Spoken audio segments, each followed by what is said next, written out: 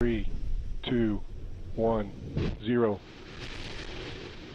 We have liftoff of the Falcon 9. An important mission for satellite technology in developing countries. Falcon 9 has cleared the towers. Developed by the American firm SpaceX, it's the second Falcon 9 rocket sent into orbit, this time for the Asian operator Thaicom. This blastoff marks a big step in proving the reliability of new technology that can drastically reduce the cost of launches. Cutting the launch cost is enormous because the actual launch can cost easily as much as the satellite itself, $100 million plus. So if you can take $30, $40, $50 million out of the launch cost, that's upfront, that's money you don't need to recover from customers ultimately who are paying for communication services. One of the world's leading satellite operators, SES, became the first to bet on the technology last month.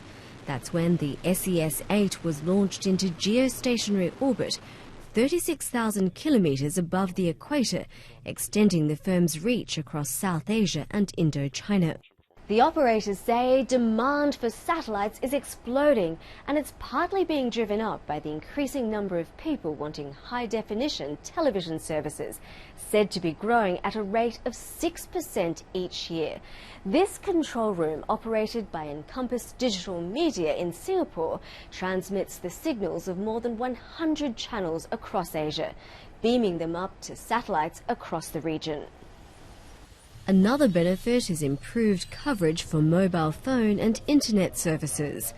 SES says the opportunities for emerging markets like India, Vietnam and Indonesia are astronomical. What we've been able to do with SpaceX is afford the launch of this satellite program, which on a conventional program, on a conventional rocket, would not have been possible. I think this is the proof of the pudding, which ensures that many smaller satellite programs that are appropriate to the requirements of smaller developing nations will now potentially become viable. It seems the sky's the limit. SpaceX hopes to eventually be able to recover the first stage of the rocket so it can bring it back to Earth for a controlled landing. If they can be reused, that could reduce the launch costs even further. Ashley Neame, BBC News.